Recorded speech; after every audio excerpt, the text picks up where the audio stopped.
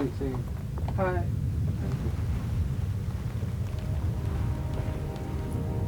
You can hear yourself, right? Yes. Do you like that? You like that? Me too.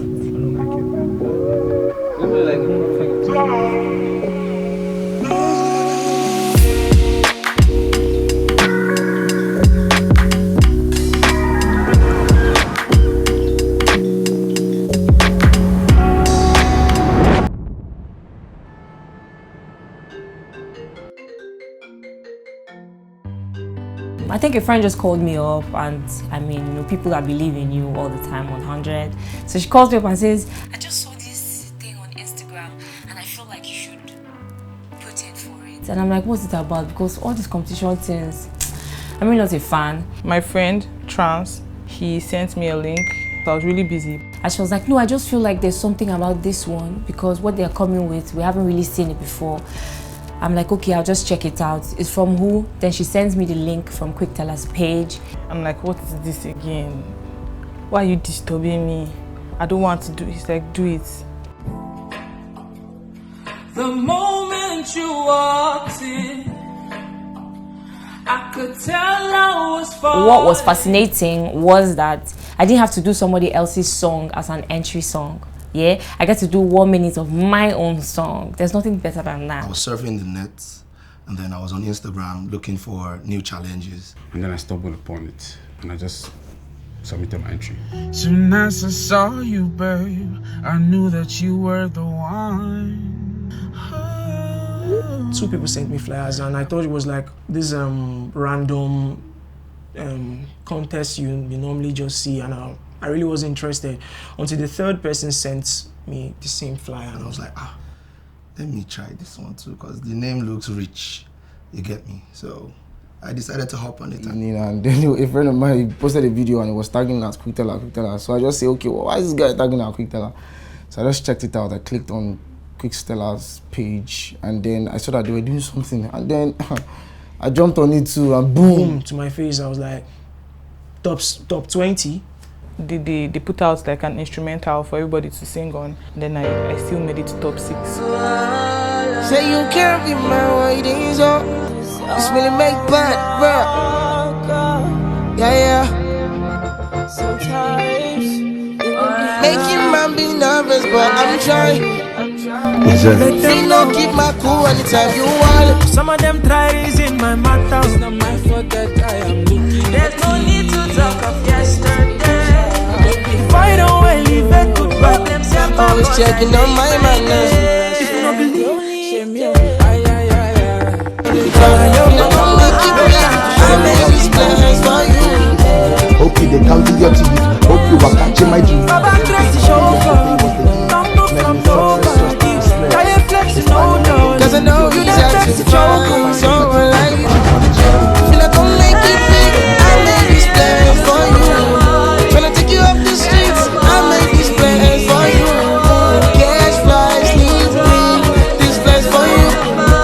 Cause I know you got to find. So I like you. I just want to be happy. I just want these plans for you. I just want this team. I make these plans for you. I make these plans for you. Cause I know this means that it's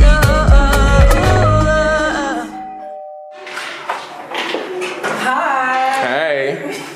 Can I come in? Yeah. All right. Welcome to my room. Okay. What are you working on? Well, I saw a guitar leak on TikTok. So I'm out here thinking, what am I going to answer? What would I like if they're hailing me? It should sound like. So first of all, I didn't think that I would bear Amakarh. I think it came from when I went into the studio to record.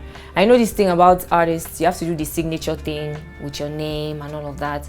So they're playing the beat and it just slips out of my mouth. It is Amakarh. And I'm like, that sounded perfect, very perfect. And my producer was like, just stay like that. My name is Sha Emmanuel Elijah, but they call me Eljay. What inspired my name is Eljay, Elijah, my surname. Elijah, Eljay. But honestly, he was my elder brother, because my elder brother's name is Elijah, and they call him Eljay. But he know the user, he just did. And me, I want to pursue career, and I be like, Eljay, my surname. Nobody will ask me. My name is Millie Make Pod. Yeah, POD is an acronym for Power of Dominance. Millie is the short form of million now. The one who just want to rap say I made 2 million, hey, that stuff. So Millie is like short form of million. I'm 1 in a million. That's how I got the name. 1 in a million. Millie. May is my birth month, so it's Millie May Pod. That's it.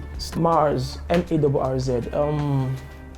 I think that's because I'm actually like nothing you've seen before. I'm out of this world. Basically, it's from my name, Martins. Okay, so when I was in secondary school or so, they always spelled my name with Z instead of S. So at some point, started shortening it to Marrz. And my role model then, who I listened to a whole lot, was Bruno Mars. My stage name is Daymar, right? My name is Anne Daymar. And then secondary school I went to, they say my name is short. They don't call me Anne. They say Anne Daymar. Then I'm like, okay, maybe my music name should be a long name. That's just how I did it. So like, it was Annie initially, but then I thought to myself, another Annie can just come up and take my name. They're like, okay, so now which Annie be this? And nobody's going to remember that, okay, there's a tall Annie, short Annie, fair Annie, Annie that has dreads, Annie that does not have dreads. So I'm like, okay, maybe I should just modify my surname.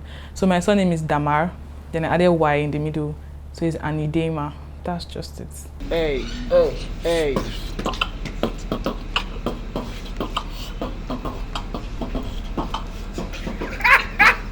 Look, you know it's quick and we're slick. We on flip, man. Look at what it is, yeah, we're thick. Every time chilling with my boys.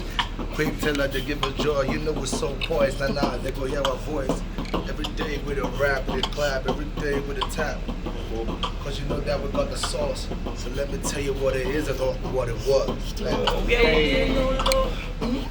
Yeah, we did no slow. No slow. We did go no joke. I swear go try go joke. Baby, no, they rush me. I used to sing in a choir. I still do.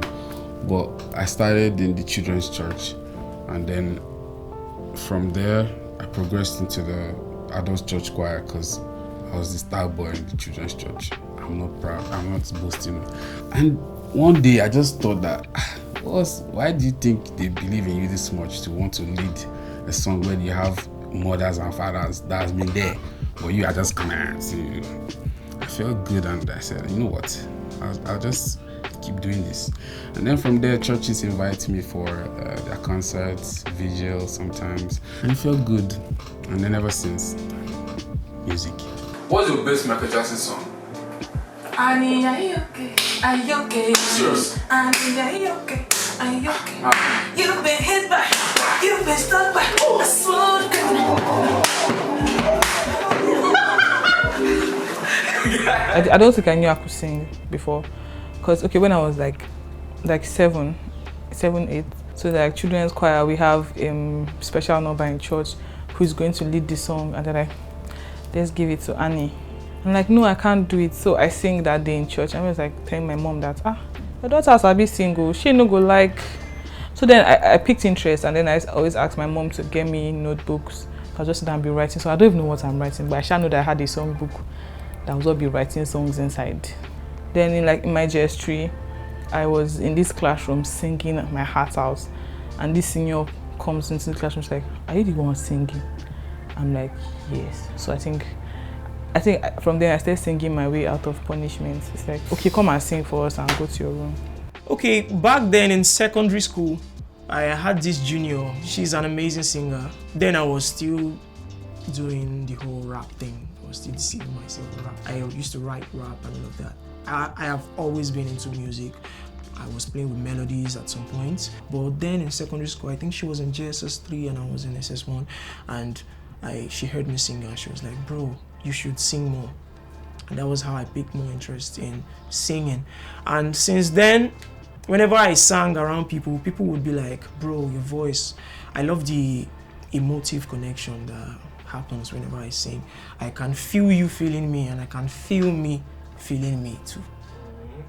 okay, let me start with who inspired me. Yeah, because growing up, I was listening to a lot of Drake, Lil Wayne, and the rest of it. Like, they made me understand that music is bigger than what it is, because they could express how they felt and everything through their music. And music was like that for me too. Music was a means for me to express how I feel. Was an escape for me from all the old issues I was going through and everything. So music makes me happy, basically. So that's it. So that was what like got me to really take the music seriously. I've been doing this since when I was 12. Yeah. At that time, when I started, you know that feeling like when you start doing music, you all feel like you will blow. Yes, I even had some friends that they were like, this year's your year, you will blow this year. And that year, because I did not blow all of them, they my friend. So that kind of vibe now, Mama, because the point became like a prayer point in my house. My mom would just wake up in the night and look at me. She would pray for me that God should not allow me to make mistakes. Let this thing not mislead me to the real thing that is meant to be my own.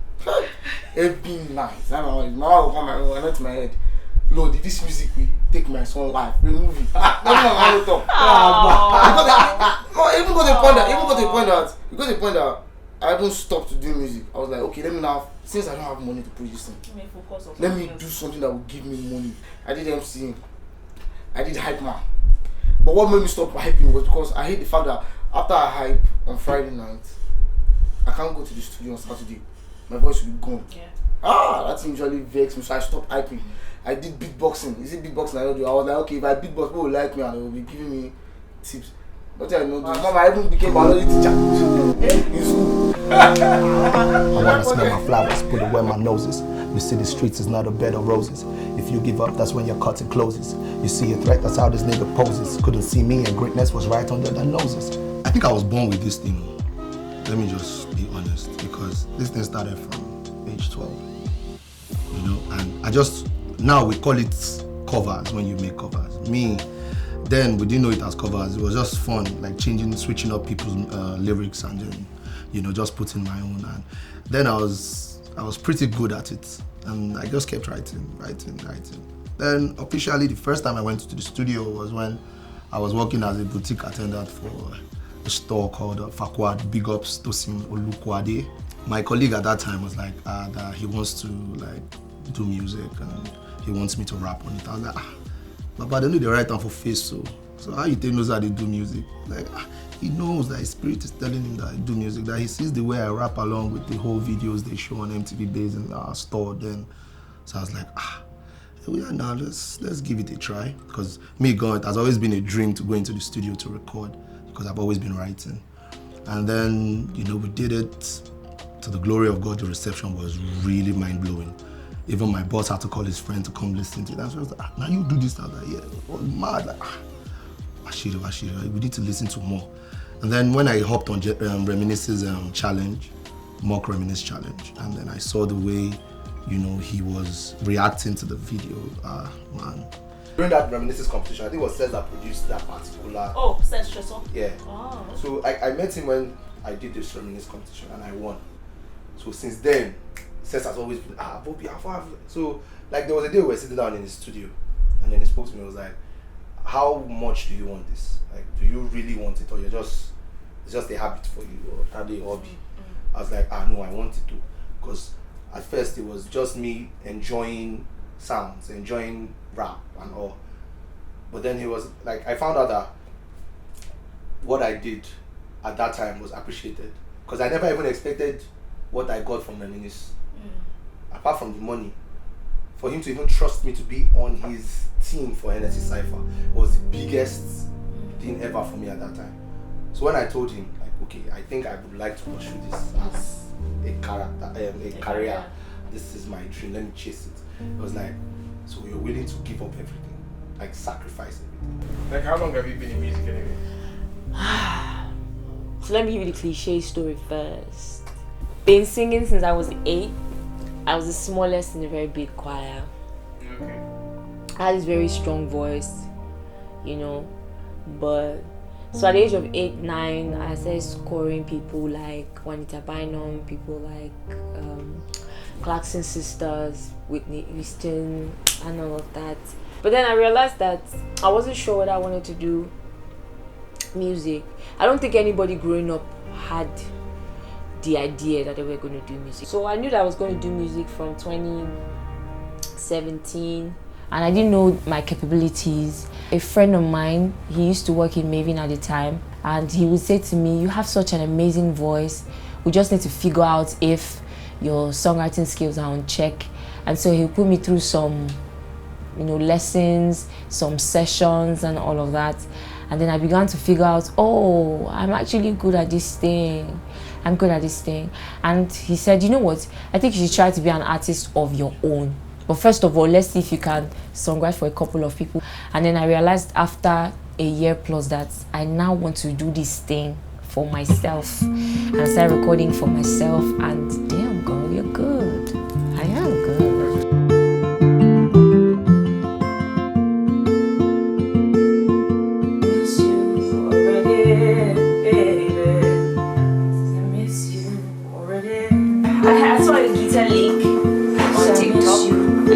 So I'm trying to fill that in. I want to make music that will not only entertain you, music that will heal you, music that will pass messages across, just meaningful music. That's what I'm out here for.